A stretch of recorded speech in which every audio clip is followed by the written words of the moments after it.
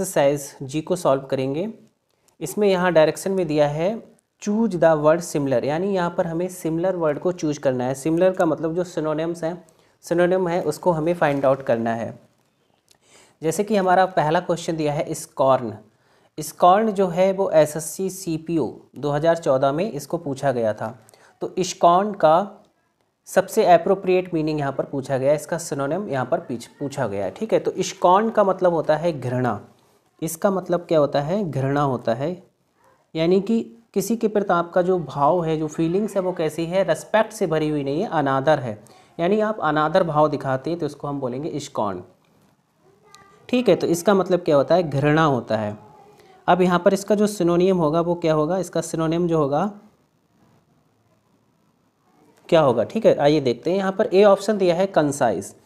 तो कंसाइज का मतलब होता है किसी चीज़ को कंसाइज करना, मतलब किसी चीज़ को संक्षिप्त करना, मतलब उसको लघु करना, छोटा करना। तो कंसाइज का मतलब होता है किसी चीज़ का लघु रूप यानी संक्षिप्त रूप कंसाइज कहलाता है। यहाँ पर ऑप्शन जो दिया है बी ऑप्शन में दिया है डेस्पाइस। तो डेस्पाइस का मतलब ही होता है घृणा। तो इसका जो ऑप्शन हमारा राइट होगा यहाँ पर वो बी राइट होगा। B will be the right answer. ठीक है, यहाँ पर डेस्पाइस होगा। तो डेस्पाइस माने क्या होता है? घृणा होता है। डिसडेन माने भी घृणा होता है, DISDAIN। डिसडेन का मतलब भी घृणा हो गया। और आपका कंटेम्प्ट माने भी घृणा होता है, CONTEM और PT। ठीक है, कंटेम्प्ट का मतलब भी क्या होता है? घृणा से होता है। डेस्पाइट का मतलब भी क्या होता है? घृणा से होता है, DESPIT डेस्पाइट। डेस्पाइट का मतलब भी घृणा होता है। तो ये सब जितने भी वर्ड्स हैं ये सब स्कॉर्न के सिनोनिम्स हैं। तो इसमें हमारा जो ऑप्शन राइट होगा वो बी राइट हो जाता है। यहाँ पर बायस दिया है, सी ऑप्शन में बायस दिया है। बायस का मतलब क्या होता है? किसी की तरफदारी करना या किसी की तरफ झुकाव होना। जैसे कहीं पर बहुत अधिक वाद विवाद चल रहा है तो इसमें क्या है? किसी एक पक्ष की प्रति आपका जो झुकाव है वो ज़्यादा है, तो उसको हम क्या बोलेंगे? बायस बोलेंगे। डी ऑप्शन में दिया है फेयर्स। फेयर्स का मतलब होता है वेरी स्ट्रांग। ठीक है, तो यहाँ पर ऑप्शन हमारा बी सही है। क्वेश्चन नंबर 2 दिया है कैंटैंक्रस। कैंटैंक्रस का मतलब होता है झगड़ालू। इसका पार्ट ऑफ स्पीच जो है वो एडजेक्टिव है और इसका मतलब क्या होता है? भड़कीला या चिड़चिड़ा हम कह सकते हैं, झगड़ालू भी कह सकते हैं। तो कैंटैंक्रस का मतलब क्या होता है? भड़कीला यानी चिड़चिड़ा होता है। अब यहाँ पर इसके जो ए है, ए दिया है नॉइजी। तो नॉइजी तो गलत हो जाता है, ए ऑप्शन यहाँ पर गलत हो जाएगा क्योंकि इसका मतलब होता है भड़कीला। इसका मतलब क्या होता है? भड़कीला।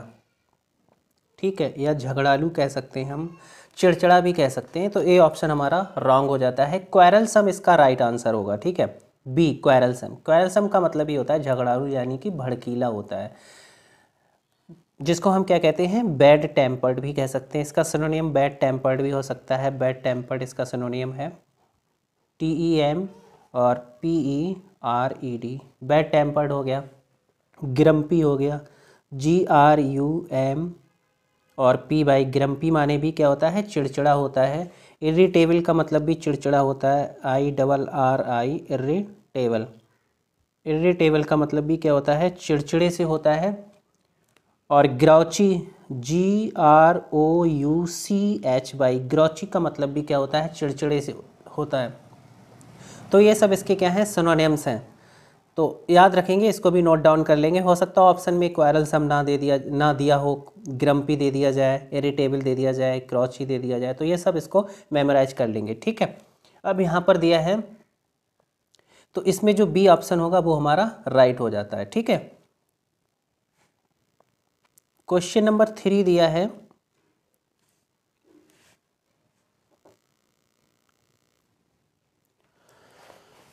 क्वेश्चन नंबर 3 दिया है एवरेशन। एवरेशन का पार्ट ऑफ स्पीच जो है वो नाउन है। ये क्या है? नाउन है। TION इसका सफिक्स है, इसका मतलब ये नाउन है। और इसका मतलब होता है जैसे कोई भी पर्सन है वो सही रास्ते पर नहीं चल रहा है, वो अपना रास्ता जो है वो मतलब गलत रास्ते पर चल रहा है, गलत काम कर रहा है, तो उसको हम क्या बोलेंगे? एवरेशन यानी पथ भ्रष्टता। इसका मतलब होता है पथ भ्रष्टता, बुद्धि भ्रष्ट जिसे कहते हैं। जिसकी बुद्धि भ्रष्ट हो जाती है वो क्या होता है? गलत ट्रैक पर चलता है, गलत मार्ग पर चलता है। तो इसका जो हिंदी मीनिंग होगा वो बुद्धि भ्रष्ट यानी पथ भ्रष्टता से होगा। ठीक है। अब ए ऑप्शन में दिया है जस्टिफिकेशन। जस्टिफिकेशन का मतलब होता है प्रमाणिकता।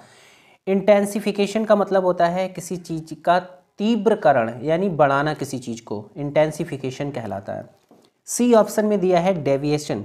डेविएशन का मतलब ही होता है पथ भ्रष्टता। तो इसका जो राइट आंसर होगा वो हमारा सी यहाँ पर राइट हो जाता है, डेविएशन। तो एबरेशन का जो सिनोनिम होगा वो डेविएशन होगा। ठीक है। अब इसके कुछ अदर सिनोनिम्स जैसे कि वेरिएशन का मतलब भी यही होता है।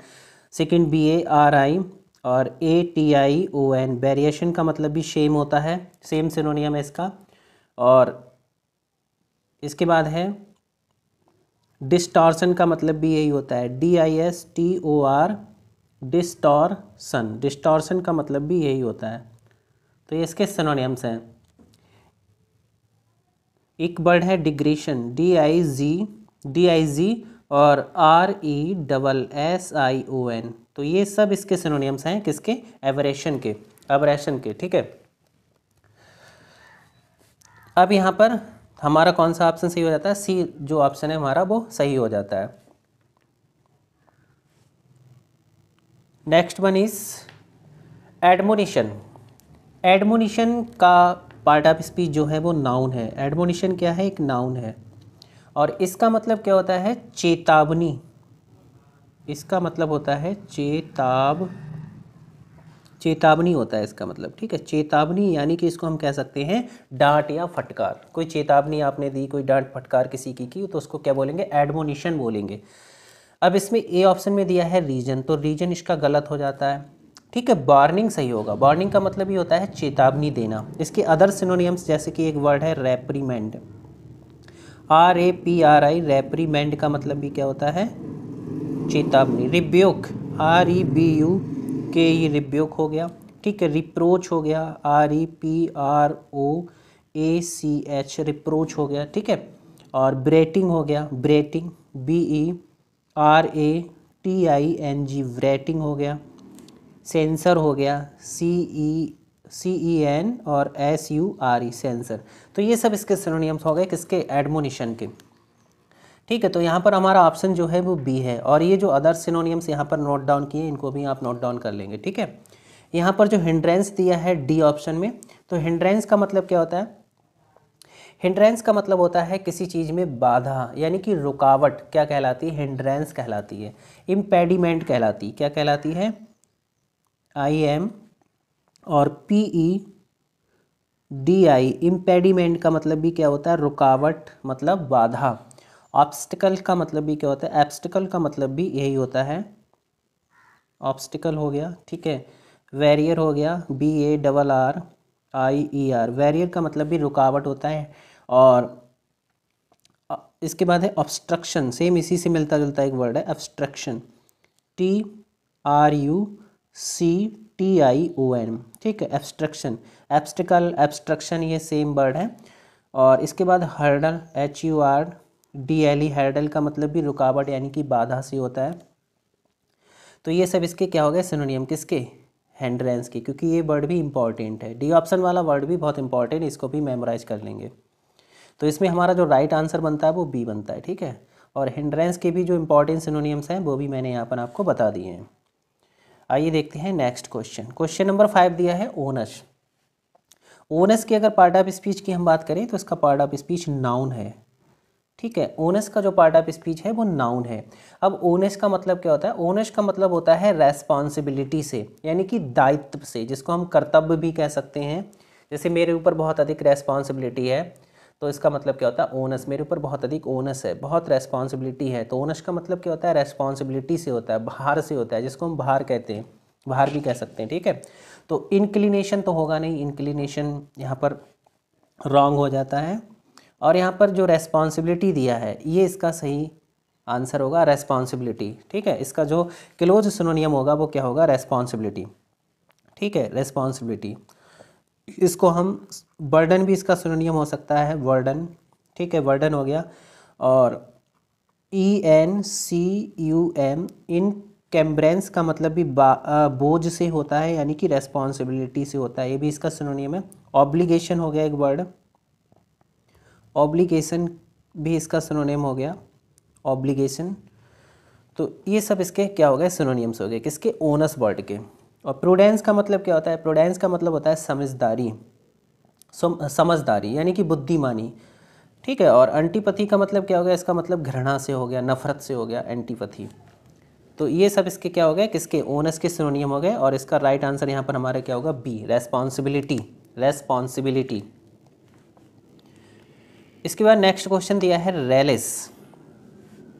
तो रेलिस का मतलब क्या होता है, रेलिस का पार्ट ऑफ स्पीच जो है वो नाउन है, इसका पार्ट ऑफ स्पीच नाउन है रेलिस। ये एसएससी सीपीओ में पूछा गया था, बहुत ही इंपॉर्टेंट वर्ड है रेलिस, ठीक है। तो रेलिस का मतलब होता है टू एंजॉय समथिंग, इसका मतलब क्या होता है, टू एंजॉय समथिंग, यानी किसी चीज़ का क्या लेना, एंजॉय लेना, क्या कहलाता है, रेलिस कहलाता है। जैसे कि भोजन होता है ना, भोजन के साथ हम चटनी या अचार का आनंद लेते हैं, तो उसको हम क्या बोलेंगे, रेलिस बोलेंगे। उसमें भोजन का एंजॉय जो होता है, वो भोजन का जो आनंद होता है वो बढ़ जाता है, उसका स्वाद बढ़ जाता है।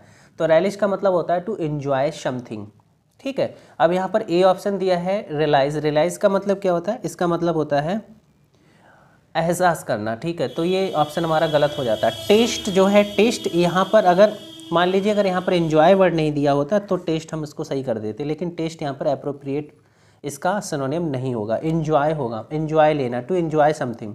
मतलब रेलिस का मतलब ही होता है किसी चीज़ का एंजॉय लेना। तो यहाँ पर इसका राइट आंसर जो होगा वो क्या होगा, एंजॉय होगा। और रिवील का मतलब क्या होता है, रिवील का मतलब होता है टू शो, किसी चीज़ को क्या करना, शो करना, यानी कि डिस्प्ले करना, किसी चीज़ को, किसी चीज़ को दिखाना, क्या कहलाता है, रिवील कहलाता है। तो इसमें हमारा जो आंसर सही होगा वो कौन सा सही होगा, एंजॉय, एंजॉय यहाँ पर सही हो जाता है, सी ऑप्शन। इसके बाद क्वेश्चन नंबर 7 दिया है फाइनेंट। फाइनेंट का मतलब क्या होता है, फाइनेंट का मतलब होता है, इसका जो पार्ट ऑफ स्पीच है वो एडजेक्टिव है, ठीक है। और इसका मतलब होता है उदास, उदास से या फिर इसका मतलब दुखी से होता है, ठीक, उदास या फिर दुखी। अब यहाँ पर ए ऑप्शन दिया है सोई, सोई तो गलत हो जाएगा यहाँ पर। सैड इसका सही हो जाता है, ठीक है। सैड का मतलब ही क्या होता है, दुखी यानी कि उदास होता है। तो इसका जो अप्रोप्रिएट मीनिंग यहाँ पर होगा वो सैड होगा, यानी बी हमारा यहाँ पर राइट हो जाता है। सिली भी रॉन्ग होगा यहाँ पर। स्नोबिस, स्नोबिस का मतलब होता है नकचड़ा, जो नकचड़ा होता है इसको स्नोबिस बोलते हैं। क्वेश्चन नंबर 8 दिया है रेवरी। रेवरी बहुत ही इंपॉर्टेंट वर्ड है, रेवरी। रेवरी एसएससी डीईओ में पूछा गया है, रेवरी, ठीक है। तो रेवरी का मतलब क्या होता है, रेवरी का मतलब होता है डे ड्रीम। क्या होता है इसका मतलब, आप दिन में कोई स्वप्न देख रहे हैं, वो क्या कहलाता है, रेवरी कहलाता है, ठीक है। तो इसका मतलब क्या होता है, डे ड्रीम से होता है, ठीक है। इसको हम कह सकते हैं state of being pleasantly lost in your thoughts, मतलब अपने ही ख्यालों में मग्न होना, दिन में ही स्वप्न देखना, क्या कहलाता है, रेवरी कहलाता है। अब यहाँ पर जो ए ऑप्शन दिया है डिटर्मिनेशन, डिटर्मिनेशन तो यहाँ पर गलत हो जाता है। और यहाँ पर जो राइट होगा वो हमारा क्या राइट होगा, डे ड्रीम, ठीक है। तो रेवरी का मतलब क्या होता है, डे ड्रीम होता है। रियलिटी भी गलत हो जाएगा और really. Next one is prognosis. Prognosis का मतलब क्या होता है, इसका जो पार्ट ऑफ स्पीच है वो नाउन है, और इसका मतलब होता है डॉक्टरी अनुभव के आधार पर किसी भी रोग का पूर्व लक्षण, क्या कहलाता है, प्रोग्नोसिस कहलाता है। इसके अगर हम सिनोनिम्स की बात करें तो इसका सिनोनिम जो होगा वो फोरकास्ट होगा। इसका सिनोनिम क्या होगा, फोरकास्ट होगा। यहाँ पर बी वाला ऑप्शन हमारा राइट हो जाता है, ठीक है। इसके बाद नेक्स्ट दिया है क्वेश्चन नंबर 10 रिपार्टी। तो रिपार्टी का मतलब क्या होता है, रिपार्टी का मतलब होता है हाजिर जवाबी, यानी इसका मतलब क्या होता है, रेस्पॉन्स, जिसको हम क्या कहते हैं, रेस्पॉन्स, हाजिर जवाबी, ठीक है। तो इसमें यहाँ पर रिफ्यूज़ जो है वो गलत हो जाता है। रिफ्यूज़ का मतलब मना करना होता है। सेलिब्रेट का मतलब कोई त्यौहार मनाना, तो ये भी रॉन्ग हो जाता है। ए भी गलत हो जाता है, बी भी रॉन्ग हो जाता है हमारा, और सी यहाँ पर राइट होता है, ठीक है। C will be the right answer. Response इसका सही ऑप्शन होगा। क्वेश्चन भी यहाँ पर रॉन्ग हो जाता है, तो इसका जो सही ऑप्शन होगा वो क्या होगा, सी होगा। रिपार्टी का सिनोनिम क्या होता है, रेस्पॉन्स होता है। इसके बाद क्वेश्चन नंबर 11 दिया है एग्जॉर्ट। एग्जॉर्ट का मतलब क्या होता है, एग्जॉर्ट का मतलब होता है, ये इसका जो पार्ट ऑफ स्पीच है वो वर्ब है, इसका मतलब होता है समझाना, इसका मतलब क्या होता है? समझाना। समझाने का मतलब किसी को इनकरेज करना, किसी को क्या करना? इनकरेज करना, किसी को इनकरेज करना, किसी को प्रोत्साहित करना, ठीक है। या फिर किसी को प्रॉम्प्ट करना, PROM और PT, प्रॉम्प्ट करना, ठीक है। किसी को क्या करना? प्रॉम्प्ट करना। या फिर किसी को स्टिमुलेट करना, STI और MULAT, स्टिमुलेट करना। ये किसका मतलब होता है? एग्जॉर्ट का मतलब होता है। तो यहाँ पर एग्जॉर्ट का सही आंसर हम देखेंगे तो कौन सा आएगा? रिकमेंड जो है, रिकमेंड का मतलब क्या होता है? रिकमेंड का मतलब होता है सिफारिश करना, तो ये यहाँ पर रॉन्ग हो जाता है, ठीक। कॉक्स जो यहाँ पर वर्ड दिया है, कॉक्स का मतलब क्या होता है?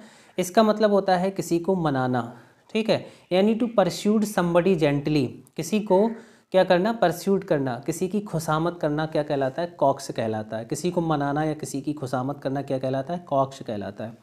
तो यहाँ पर ये ऑप्शन क्या हो जाता है? ये भी गलत हो जाता है, ठीक है। प्रेशर भी गलत हो जाएगा। यहाँ पर जो पुश वर्ड दिया है, पुश का मतलब क्या होता है? पुश का मतलब किसी को धकेल कर आगे बढ़ाना, किसी को इनकरेज करना। तो इसका जो सबसे अप्रोप्रिएट सिनोनिम यहाँ पर होगा वो क्या होगा? डी होगा। तो यहाँ पर डी ऑप्शन हमारा सही हो जाता है। इसके अलावा जितने भी ऑप्शन है, जितने भी ये वर्ड्स यहाँ पर लिखे हुए हैं, जैसे इनकरेज है, प्रॉम्प्ट है, स्टिमुलेट है, ये सब इसके सिनोनिम्स हैं, किसके? एग्जॉर्ट वर्ड के। तो यहाँ पर हमारा जो ऑप्शन राइट होगा वो डी राइट हो जाता है। Next one is vindictive. Vindictive का जो पार्ट ऑफ स्पीच होता है वो होता है एडजेक्टिव। ये एक एडजेक्टिव है। विंडिक्टिव क्या है? एडजेक्टिव है। और इसका मतलब होता है प्रतिशोधी, जो बदला लेने वाला होता है, जिसको हम क्या बोलते हैं? प्रतिशोधी बोलते हैं। तो विंडिक्टिव का मतलब क्या होता है? प्रतिशोधी होता है। इसमें ए ऑप्शन में दिया है इमेजिनेटिव। इमेजिनेटिव का मतलब होता है कल्पनाशील, तो ये ऑप्शन हमारा गलत हो जाता है। एक्यूजेटिव, एक्यूजेटिव का मतलब होता है, ये क्या होता है? कर्मकारक। एक्यूजेटिव का मतलब होता है कर्मकारक, तो ये भी गलत हो जाता है। स्पाइटफुल इसका राइट होगा। स्पाइटफुल का मतलब ही होता है ईर्ष्यालु, यानी कि प्रतिशोधी, जिसको हम क्या कहते हैं? रिवेंजफुल। रिवेंजफुल, REVENG, रिवेंज और फुल, ठीक है। एडजेक्टिव है तो रिवेंजफुल होगा। रिवेंजफुल हो गया, बेंचफुल हो गया, BENG, बेंजफुल होगा, रिवेंजफुल होगा, बेंजफुल होगा, और डेस्पाइटफुल होगा, DESPIT,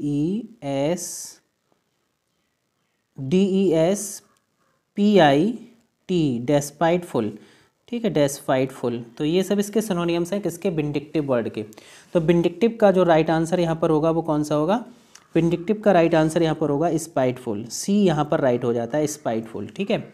और ये सब इसके सिनोनिम्स हो गए विंडिक्टिव के, जैसे रिवेंजफुल है और वेंसफुल है, डिस्पाइटफुल है। तो ये सब किसके हो गए? विंडिक्टिव के सिनोनिम्स हो गए।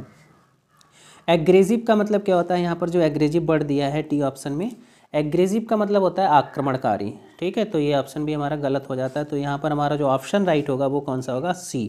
विंडिक्टिव का जो सिनोनिम्स होगा, जो सिमिलर वर्ड होगा, वो कौन सा होगा? स्पाइटफुल होगा, ठीक है। इसके बाद क्वेश्चन नंबर 13 दिया है इनक्लेमेंट। इनक्लेमेंट, इनक्लेमेंट का जो पार्ट ऑफ स्पीच होता है वो क्या होता है? एडजेक्टिव होता है। इनक्लेमेंट जो है वो एक एडजेक्टिव है, ये एडजेक्टिव है इनक्लेमेंट। और इसका मतलब होता है तेज, जिसको हम फास्ट कहते हैं। कोई चीज़ बहुत तेज है, यानी कि तूफ़ानी है। इसको हम कह सकते हैं कि अनप्लीजेंट वेदर, कोल्ड और बैड, एक ऐसा मौसम जो कि ठंडा ठंडा है और बारिश से भरा हुआ है, तूफ़ानी है। जो तूफ़ानी मौसम होता है उसको हम लोग क्या बोलते हैं? इनक्लेमेंट बोलते हैं। जो आपके फेवर में नहीं है, बिल्कुल कैसा है वो? अनफेवरेबल है। तो इसका ऑप्शन क्या होगा? इसका ऑप्शन राइट होगा यहाँ पर C। इनक्लेमेंट का होगा अनफेवरेबल, जो आपके फेवर में नहीं है, बहुत ही तूफ़ानी है। अनफेवरेबल यहाँ पर इसका क्या हो जाएगा? सिनोनिम्स हो जाएगा। सेल्फिश भी गलत हो जाएगा। इसके बाद नेक्स्ट दिया है question number 14 Enigma. Enigma is the most important word. ये जो इनिग्मा वर्ड है बहुत ही इंपॉर्टेंट वर्ड है। और इसका मतलब क्या होता है? इसका मतलब होता है पहेली। इनिग्मा का मतलब क्या होता है? पहेली होता है। इसका पार्ट ऑफ स्पीच क्या होता है? नाउन होता है, ठीक है। अ पर्सन और थिंग दैट इज मिस्टेरियस और डिफिकल्ट टू अंडरस्टैंड। एक ऐसी चीज़ जिसको समझना बड़ा ही मुश्किल होता है, जो कैसी होती है, बिल्कुल पजल होती है, उसको हम क्या बोलते हैं, इनेग्मा बोलते हैं। तो यहाँ पर इसका ऑप्शन कौन सा राइट होगा, ट्रुथ तो गलत हो जाएगा और फियर भी गलत हो जाएगा। फियर का मतलब भय होता है, डिफ़िकल्टी भी गलत हो जाएगा। यहाँ पर पजल होगा, ठीक है। पजल का मतलब ही क्या होता है, पहेली से होता है। इसके कुछ अदर सिनोनियम्स जो कि बहुत ही इंपॉर्टेंट हैं, हो सकता है ऑप्शन में पजल ना दिया हो। जैसे एक वर्ड है सी, यहाँ पे देखते हैं, CONUNDRUM,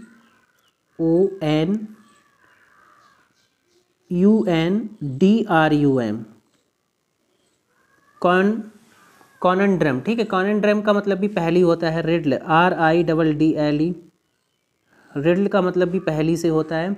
और मिस्ट्री, MISTERY, मिस्ट्री। तो ये सब इसके सिनोनियम्स हो गए। पैराडॉक्स भी इसका सिनोनियम हो गया, पैराडॉक्स, पैराडॉक्स में भी यही होता है, ठीक है। तो ये सब इसके सिनोनियम्स हो गए, किसके, इनिग्मा वर्ड के, ठीक है। तो इनिग्मा का जो सिनोनियम्स होगा वो क्या होगा, पजल होगा।